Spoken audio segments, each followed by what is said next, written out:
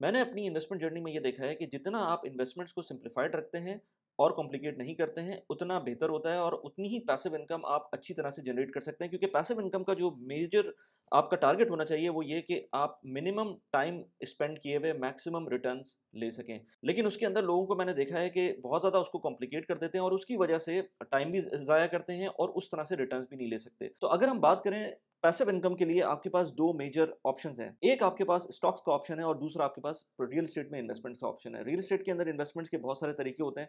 आप घर को खरीद सकते हैं, आप अपार्टमेंट खरीद सकते हैं, आप let's say crowd funded properties ले सकते हैं, आप रीट्स के अंदर इन्वेस्ट कर सकते हैं। बहुत सारे मल्टीपल ऑप्शंस होते हैं जिसके थ्रू आप पैसिव इनकम जनरेट कर सकते हैं।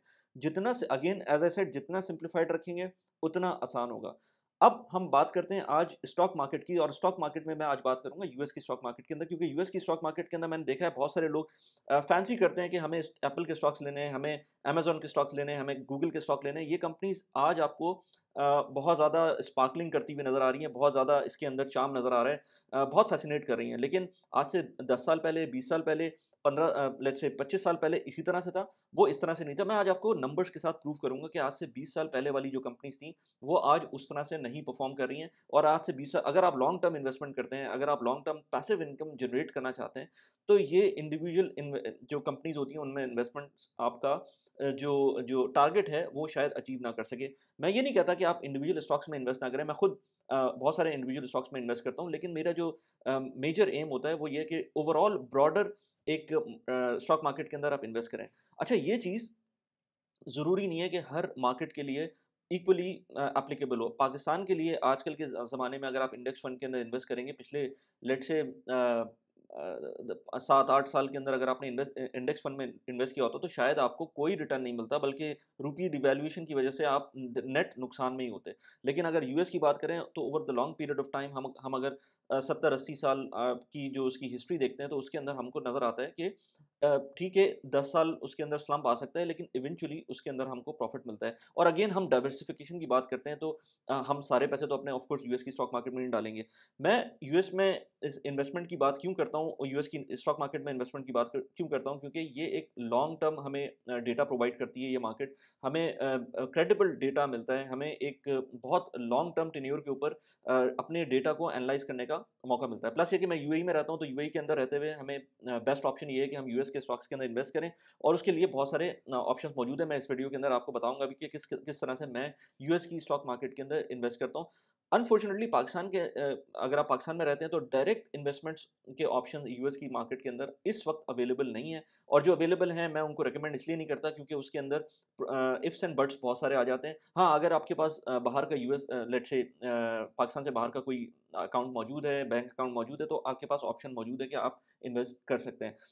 जो पाकिस्तानी एक्सपर्ट्स बाहर जाते हैं, उनके लिए मैं ये कहता हूँ कि ठीक है, बैक होम जितना आपको इन्वेस्ट करना है करें, लेकिन डाइवर्सिफिकेशन पॉइंट ऑफ व्यू से आपको डेफिनिटली यूएस के स्टॉक मार्केट को देखना चाहिए। खैर, आज की वीडियो का टॉपिक ये नहीं है कि मैं आपको एक्सप्लेन कर सकूँ कि पाकिस्तान से कैसे यूएस के स्टॉक्स में इन्वेस्ट करेंगे, क्योंकि वो एक बहुत ही कंट्रोवर्शियल सब्जेक्ट है जो कि मैं टच नहीं करना चाहता। मैं बात करूँगा एक्सपर्ट्स के लिए, जो एक्सपर्ट्स अगर सोचते हैं कि यूएस की स्टॉक मार्केट के अंदर इन्वेस्ट करना है, तो उसके लिए आपके पास क्या-क्या ऑप्शंस हैं, और प्रीवियस हिस्ट्री के अंदर जो हमने देखा है, अब पिछले 20 साल का मैं डेटा निकाल के मैंने लिया हुआ है अभी, उसके हिसाब से मैं बात करूँगा कि आपके लिए क्या बेहतर है। और again, this video is not about financial advice, ये सिर्फ़ मैं आपको अपना एक्सपीरियंस भी बता रहा हूँ, प्लस ये कि थोड़ा-सा मैं एजुकेट करना चाह रहा हूँ कि ये इसको किस किस एंगल से आपको देखना चाहिए, ताकि आप अपनी अगर नेक्स्ट इन्वेस्टमेंट है, उसको उस तरह से उसको आई कर सकें। अब लेट्स से मैं बात करूँ पिछले 20 साल के अंदर एस-एंड-पी 500 के अंदर, जो एस-एंड-पी 500 बेसिकली यूएस के स्टॉक मार्केट की एक कंपोजिट है, जैसे केसी 100 इंडेक्स है, उसी तरह से एस-एंड-पी 500 इंडेक्स आपको मिलता है, जिसके अंदर टॉप 500 कंपनीज़ जो यूएस की हैं, वो कॉन्स्टिट्यूट हुई भी होती हैं। तो मैं अगर top 8 companies out of S-and-P 500 देखूँ, तो 2003 के अंदर जो टॉप 500 कंपनीज़ थी, वो जनरल इलेक्ट्रिक थी, माइक्रोसॉफ्ट थी, फाइज़र थी, एक्सन मोबिल थी, वॉलमार्ट थी, सिटी ग्रुप थी, इंटेल, आईबीएम और आईबीएम। तो ये 8 कंपनीज़ थी जो टॉप 8 कंपनीज़ कॉन्स्टिट्यूट करती थी आज से 20 साल पहले एस-एंड-पी 500 के अंदर। मैं इसके अंदर अगर बात करूँ कि इन कंपनीज़ ने किस तरह का रिटर्न दिया है, अगर लेट्स से $10,000 किसी ने इन्वेस्ट किए हुए होते, लेट्स से जीई के अंदर, माइक्रोसॉफ्ट में, फाइज़र में, एक्सन मोबिल में, वॉलमार्ट में, सिटी ग्रुप में, इंटेल में और आईबीएम में, अगर $10,000 किसी ने इन्वेस्ट किए होते, तो जी की बात करें तो जी में अगर आपने $10,000 इन्वेस्ट किए होते, तो आज आपके पास 10,100 $10,187 मौजूद होते, सिर्फ और सिर्फ $180 के करीब आपको प्रॉफिट हुआ होता। शायद इसके अंदर कुछ डिविडेंड्स होते जो हम अभी इस वक्त for the sake of simplification ignore कर रहे हैं, लेकिन कोई एज सच बहुत ज़्यादा बड़ी अमाउंट का डिविडेंड नहीं होता, तो मैं डिविडेंड के कंपोनेंट को इस वक्त इग्नोर कर रहा हूँ। लेकिन आप देखें तो एनुअलाइज रिटर्न इसका 0.1% बनता डॉलर टर्म्स के अंदर जी के स्टॉक्स का। अब ये नहीं कह सकते कि जी की कंपनी कोई अच्छी नहीं है या जी की कंपनी ने ग्रोथ नहीं ली है। जी की कंपनी ने ग्रोथ भी ली है, जी ने लेट्स से इनोवेशंस भी की हैं, लेकिन स्टॉक प्राइस इन सारी चीज़ों से अलग होती है। स्टॉक प्राइस को आप ये नहीं कह सकते आज एप्पल की, हो सकता है आज एप्पल बहुत अच्छे प्रोडक्ट्स बना रही हो और सब कुछ सही चल रहा हो और अगले 20 साल तक बहुत अच्छा चल रहा हो, लेकिन स्टॉक प्राइस हो सकता है स्टैग्नेंट रहे। तो इसलिए स्टॉक प्राइस को डीकपल करना चाहिए हमको जो कंपनी है उसकी परफॉर्मेंस से। क्योंकि हो सकता है 20 साल पहले बहुत ज़्यादा ओवर वैल्यूड कंपनी हो और बहुत सारे और रीज़न्स हो सकते हैं। तो मैं अभी उसके अंदर अगेन टेक्निकल डिटेल में नहीं जा रहा। जी ने आपको सिर्फ 0.1% का एनुअलाइज़्ड रिटर्न दिया है, सीएजीआर अगर निकालें उसका। इसी तरह से माइक्रोसॉफ्ट, अच्छा माइक्रोसॉफ्ट एक ऐसी कंपनी है, वाहिद कंपनी है जो एस&पी 500 की टॉप 8 कंपनीज़ में आज से 20 साल पहले भी थी और आज भी मौजूद है। तो माइक्रोसॉफ्ट की जो फिनोमिनल किस्म की ग्रोथ है स्टॉक्स के अंदर और वैसे भी कंपनी के अंदर, उसके अंदर अगर आपने $10,000 इन्वेस्ट किए होते तो आज आपको वही $10,000 $180,000 से ऊपर, बल्कि ऑलमोस्ट $190,000 के करीब आपके पास वो $10,000 कन्वर्ट हो चुके होते हैं और डिविडेंड्स अलग होते। तो ये जो टोटल रिटर्न बन रहा है ये तकरीबन 15.5% का एनुअल रिटर्न बन रहा है। टॉप 8 कंपनीज के अंदर एज आई सेड बिफोर जी ने सिर्फ 0.1% का रिटर्न दिया, इस कंपनी ने आपको 15.8% का एनुअलाइज्ड रिटर्न दिया है। इसके अलावा अगर फाइजर के अंदर बात करें तो फाइजर भी एक बड़ी कंपनी है जो कि फार्मास्यूटिकल कंपनी है और उसके अंदर अगर हम देखें तो $10,000 जो कि आपने इन्वेस्ट 20 साल पहले किए होते तो आज 25,000 तकरीबन $500 के करीब आपके वो होते और ये जो एनुअलाइज्ड रिटर्न होता ये 4.8% का होता। इसी तरह से फोर्थ नंबर पे एक्सन मोबिल की कंपनी है जो कि ऑयल एंड गैस की कंपनी है और $10,000 अगर आपने इसमें इन्वेस्ट किए होते तो आपके इस वक्त $58,440 होते, जो कि almost annualised rate of return की बात करें तो 9.2% बनता है। इसी तरह से वॉलमार्ट की बात करें तो वॉलमार्ट एक बहुत मशहूर ग्रोसरी और अपैरल और डिफरेंट किस्म की इनकी प्रोडक्ट्स होती हैं और इसके स्टोर्स होते हैं पूरे यूएस में और इवन यूएस के बाहर भी।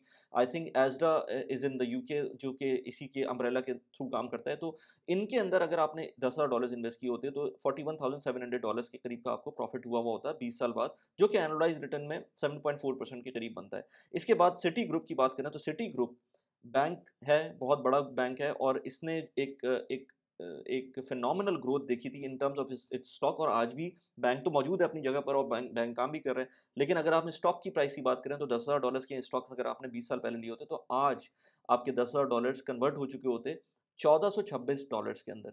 तो इसके जो रिटर्न होता आपका एनुअलाइज वो -9.3% होता है, जो कि बहुत ही एक पैथेटिक परफॉर्मेंस होती किसी भी स्टॉक के लिए over the long term period. तो इसलिए जो कहते हैं कि लॉन्ग टर्म आप इन्वेस्ट करें तो बिल्कुल सही कहते हैं, लेकिन इस केस के अंदर आप देख रहे हैं कि सिटी ग्रुप ने किस तरह से इसके स्टॉक्स के साथ हैमरिंग हुई थी जब फाइनेंशियल क्राइसिस आया था 2008 का। तो यू नेवर नो किस साइकिल में आप फंसते हैं और उसके बाद से इसके स्टॉक्स अपनी जगह पर स्टैग्नेंट है और एज आई सेड ऑलमोस्ट सिर्फ़ और सिर्फ़ आपको जो नुकसान हुआ है वो तकरीबन कोई $8,500 का होता अगर आपने $10,000 इन्वेस्ट किए हुए होते। इसी तरह से इंटेल की बात करें, इंटेल माइक्रो प्रोसेसर्स बनाने वाली एक कंपनी है जो कि एक ज़माने में हम इसके बारे में हम जितने भी पीसीज़ लेते थे हम प्राउडली बोलते थे कि हमारे पास इंटेल का पीसी है। मुझे याद है कि 2000, 2001, 2, 3 इस टाइम फ्रेम के अंदर, बल्कि इससे भी पहले जब हमने पीसीज़ लेते थे तो उसमें जो प्रोसेसर लगा होता था अगर इंटेल का होता था तो हम प्राउडली बताते थे। एएमडी और दूसरी चिपसेट जो होती थी वो हम को पता होता था कि उनकी परफॉर्मेंस इतनी अच्छी नहीं है। तो इंटेल ने $10,000 अगर आपने इंटेल में इन्वेस्ट किए होते तो आज $22,000 के करीब बनते, जो कि ऑलमोस्ट कंपाउंडेड अगर आप उसकी बात करें एनुअल रेट ऑफ रिटर्न की तो वो 4.2% का एनुअल रिटर्न बन रहा होता। इसी तरह से आईबीएम अगेन बहुत ही मशहूर कंपनी है।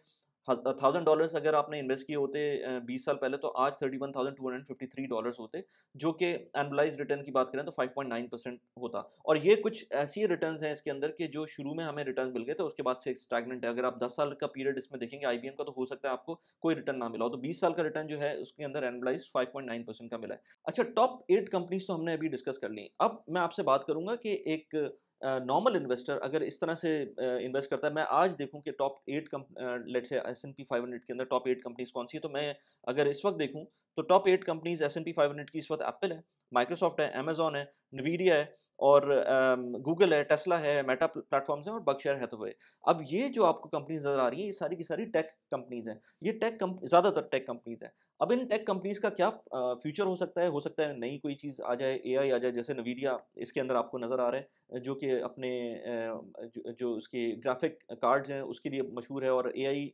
जब से आया है, उसके बाद से उसका स्टॉक स्काई रॉकेट किया है।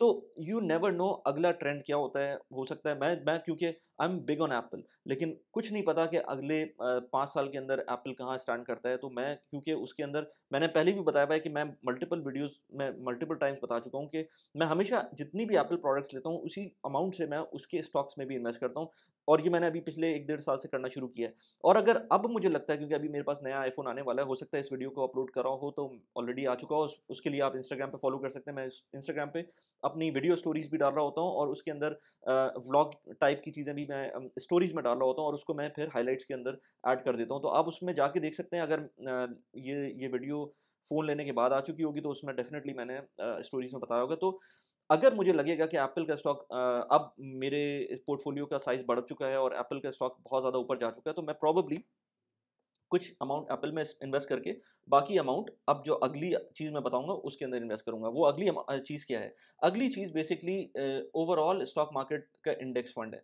इंडेक्स फंड होता क्या है कि अगर आप मल्टीपल इंडेक्स फंड हो सकते हैं आपके पास। इंडेक्स फंड करता क्या है कि आपके पास जितनी भी जो आपके पास स्टॉक मार्केट के अंदर लिस्टेड कंपनीज़ हैं, उसकी एक कॉम्बिनेशन बना के वो उस फंड के अंदर इन्वेस्ट कर सकते हैं। अगर आप चाहते हैं कि टॉप 8 कंपनीज़ के अंदर आप हर वक़्त इन्वेस्टेड रहें, तो आपके पास कोई ईटीएफ इस तरह का होगा या इंडेक्स फंड इस तरह का होगा, जिसके थ्रू आप उन कंपनीज़ के अंदर इन्वेस्ट कर सकते हैं। इसी तरह से मैं कहता हूँ कि मुझे टॉप 500 कंपनीज़ की जो यूएस की हैं, उसमें कंप्लीटली इन्वेस्टेड रहना है, हर वक़्त इन्वेस्टेड रहना है। तो वो उस तरह का कोई ईटीएफ मिल सकता है मुझको। इसी तरह से मैं कहूँ कि मुझे सिर्फ़ और सिर्फ़ डिविडेंड पेइंग कंपनीज़ के साथ इन्वेस्टेड रहना है, तो उसका एक अलग से ईटीएफ होगा। इसी तरह से मैं कहूँ कि अगर मुझको डेवलपिंग मार्केट के जो कंट्रीज़ हैं, उनकी स्टॉक मार्केट में इन्वेस्ट करना है, तो उसका एक अलग से ईटीएफ होगा। इसी तरह से मैं चाहूँ कि शरिया कंप्लायंट कंपनीज़ का मुझे उसके अंदर इन्वेस्ट करना है, सिर्फ़ और सिर्फ़ यूएस की शरिया कंप्लायंट कंपनीज़ में इन्वेस्ट करना है, तो उसका अलग से ईटीएफ होगा।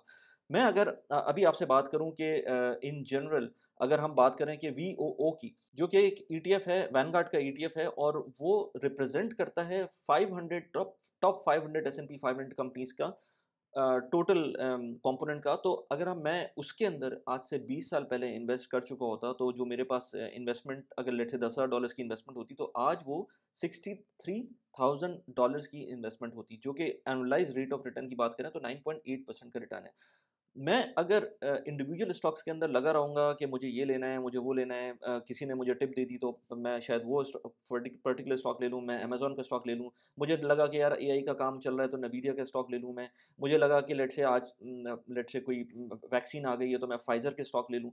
मैं इस तरह से अगर मूविंग टारगेट्स को चेज़ करता रहूँगा तो मैं कभी भी कामयाब नहीं होऊँगा और उसके अंदर फिर ज़ाहिर-सी बात है, जब लेट्स से बाद में कोविड खत्म होगा तो मैं चाहूँगा कि फाइज़र की वैक्सीन के जो मैंने स्टॉक्स लिए थे, अब मैं बेच दूँ उसको क्योंकि उसका फ़ायदा लग नहीं रहा मुझको। तो अगर मैं इसी तरह से मूविंग टारगेट्स को चेज़ करता रहूँगा तो मुझे लगता है कि शायद मैं अपने इवेंचुअल जो गोल है आज से 10 साल, 15 साल, 20 साल बाद का जो एक लंप सम मुझे अमाउंट बनाना है, वो मैं शायद उसको ना कर सकूँ। रादर देन डूइंग दैट, अगर मुझे यूएस की इकोनॉमी में लेट्स से ट्रस्ट है और मैं समझता हूँ कि यूएस की इकोनॉमी स्ट्रांग होगी आगे जाकर अगले 10 साल, 15 साल, 20 साल के बाद, जो कि कुछ नहीं कह सकते। अगेन अगेन वही बात है कि ये आपके ऊपर डिपेंड करता है कि आपकी इन्वेस्टमेंट थीसिस क्या है। अगर आपको लगता है कि यूएस की इकोनॉमी स्ट्रांग होगी तो ऑफ कोर्स स्टॉक मार्केट भी स्ट्रांग होगी और इवेंचुअली ग्रोथ मिलेगी उसके अंदर। यूएस की कंपनीज़ के अंदर भी ग्रोथ मिलेगी। तो मैं यूएस की स्टॉक मार्केट के अंदर एक पर्टिकुलर अमाउंट हर महीने इन्वेस्ट करता रहूँगा और वो प्रोबेबली वीओओ के थ्रू इन्वेस्ट करूँगा, वीटीआई के थ्रू इन्वेस्ट करूँगा, मल्टीपल उसके जो जो ईटीएफ्स हैं उसके थ्रू इन्वेस्ट करूँगा rather than going into individual stocks. मैं बराका के ऊपर वीडियोस बनाता रहता हूँ। अगर आपको इन्वेस्ट करना है यूएस के स्टॉक्स के अंदर तो बराका की ऐप के थ्रू आप इन्वेस्ट कर सकते हैं। अप टू $25 का आपको रेफरल बोनस भी मिल सकता है। लेकिन अगर आप मेरे पोर्टफोलियो को देखेंगे बराका के अंदर तो उसके अंदर आपको नज़र आएगा कि मेरे पास इंडिविजुअल स्टॉक्स भी मौजूद हैं। उसका रीज़न ये है कि मेरे पास 2 या 3 प्लेटफ़ॉर्म मौजूद हैं जिसके थ्रू मैं इन्वेस्ट करता हूँ। बराका का एक प्लेटफ़ॉर्म है जिसके थ्रू मैं इन्वेस्ट कर रहा होता हूँ यूएस के स्टॉक्स में, जिसके अंदर आपको न नज़र आएगा कि मैं एप्पल में भी इन्वेस्ट करता हूँ, मैं वॉलमार्ट में भी इन्वेस्ट करता हूँ, मैं कोक में भी इन्वेस्ट करता हूँ। मैं इस तरह की चीज़ों में इन्वेस्ट किया हुआ होता हूँ, प्लस मैं वीओओ के थ्रू भी इन्वेस्ट करता हूँ, वीओओ में भी या वीटीआई में भी इन्वेस्ट करता हूँ, बराका के थ्रू। लेकिन इसके अलावा जो दूसरे प्लेटफ़ॉर्म्स हैं, उनके अंदर भी मैंने इन्वेस्ट किया हुआ है और उसके अंदर भी मंथली बेसिस के ऊपर मैं इन्वेस्ट करता हूँ। मैं रोबो इन्वेस्टर प्लेटफ़ॉर्म्स में भी इन्वेस्ट करता हूँ। सो और अगेन इतनी जगह पे इन्वेस्टमेंट करना हर एक के लिए आसान नहीं होता। मेरे रीज़न्स अलग हैं क्योंकि मैं कंटेंट क्रिएशन करता हूँ, तो मुझे डिफरेंट प्लेटफ़ॉर्म्स को टेस्ट भी करना होता है, जिसकी बाद में आपके लिए वीडियोज़ भी बनाता हूँ। तो इसलिए मुझे थोड़ा-सा उस चीज़ का लेवरेज दे दें, वरना हर बंदा इस तरह से इन्वेस्ट नहीं कर सकता कि मल्टीपल जगहों पर मल्टीपल चीज़ों में इन्वेस्ट किया हुआ हो। रिटेल इन्वेस्टर के लिए मैं ये कहूँगा कि ज़्यादा बेहतर है कि वो इन्वेस्ट करे थ्रू इंडेक्स फंड। लेकिन अब इंडेक्स फंड यूएस के लिए तो ठीक है, लेकिन पाकिस्तान के अंदर as I said before as well कि बहुत मुश्किल हो गया था पाकिस्तान के अंदर।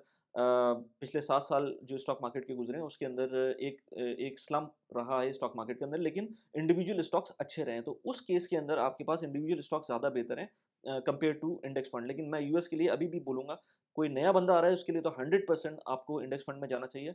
थोड़ा बहुत टेस्टिंग के लिए, थोड़ा बहुत गेम प्ले करने के लिए आप ले सकते हैं इंडिविजुअल स्टॉक्स, लेकिन ज़्यादा अमाउंट आपकी इंडेक्स फंड में जानी चाहिए। और अगेन इंडेक्स फंड के अंदर भी ये डिस्क्लेमर मैं आपको दे दूँ कि यूएस की स्टॉक मार्केट या कोई भी स्टॉक मार्केट कभी भी स्लंप में जा सकती है और उसके बाद आपकी over the period of let's say 10 years US के अंदर में हमारे पास एग्जांपल मौजूद है, जो first decade of this century 2000 से लेकर 2010 तक एक एक कंप्लीट स्लंप रहा था और उस टाइम पर पाकिस्तान की स्टॉक मार्केट ने कंपेयर टू यूएस की स्टॉक मार्केट ज़्यादा अच्छा परफॉर्म किया था। तो यू नेवर नो आप किस साइकिल में फँसे हुए हैं, आप किस एरा में फँसे हुए हैं, कौन-सी एकदम से लेट्स से वॉर छिड़ जाती है, आपके जियोपॉलिटिकल हालात कैसे हो जाते हैं। इसलिए मैं हमेशा कहता हूँ कि अगर आप पाकिस्तान से बाहर आ गए हैं, तो आपको ज्योग्राफिकली डाइवर्स रहना चाहिए।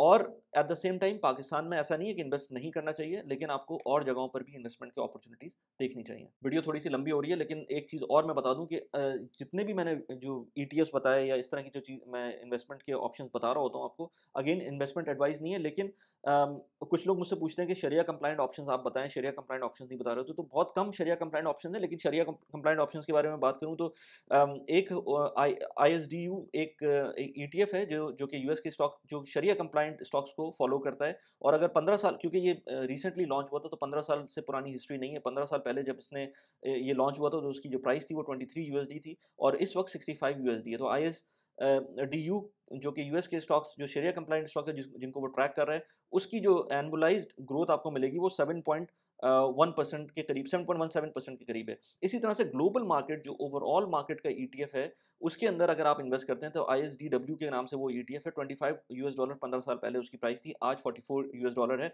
तो 15 साल के अंदर एनुअलाइज्ड ग्रोथ उसकी 3.8% है। तो इस तरह के और आपको शरिया कंप्लायंट ऑप्शंस मिल सकते हैं, जो कि अगेन आप बराका की ऐप के अंदर या और कोई भी ब्रोकर आपके पास है, उसके थ्रू आप ले सकते हैं। अनफॉर्चुनेटली पाकिस्तान के अंदर ऑप्शन नहीं मिलते हैं। बराका की ऐप उनके लिए बेस्ट है जो जीसीसी एक्सपर्ट्स हैं, क्योंकि जीसीसी एक्सपर्ट्स के लिए ये कैटर की गई है और उसके हिसाब से बनाई गई है। I rely on this app a lot for my investments. अच्छा, मैंने एक वीडियो बनाई थी दुबई के बारे में कि जब मैं बात करता हूँ बहुत सारे लोगों से कि यूएई कितना अट्रैक्ट कर रहा है इस वक़्त पूरी दुनिया से, तो क्यों कर रहा है और उसके अंदर क्या नंबर्स हैं और आगे क्या नज़र आ रहा है हमको, तो उस वीडियो का लिंक यहाँ पर मैंने लगा दिया, उसको आप जाके देख सकते हैं। इसके अलावा एसआईपी के ऊपर मैंने एक वीडियो बनाई थी, बहुत कॉम्प्रिहेंसिव वीडियो थी। आप जब भी इन्वेस्टमेंट करें तो नए इन्वेस्टर अगर आप हैं तो कोशिश करें कि एसआईपी के थ्रू करें। यहाँ पर उस वीडियो का लिंक लगा दिया। कैसी लगी वीडियो प्लीज़ मुझे बताइएगा। Thanks for watching the video. Bye bye.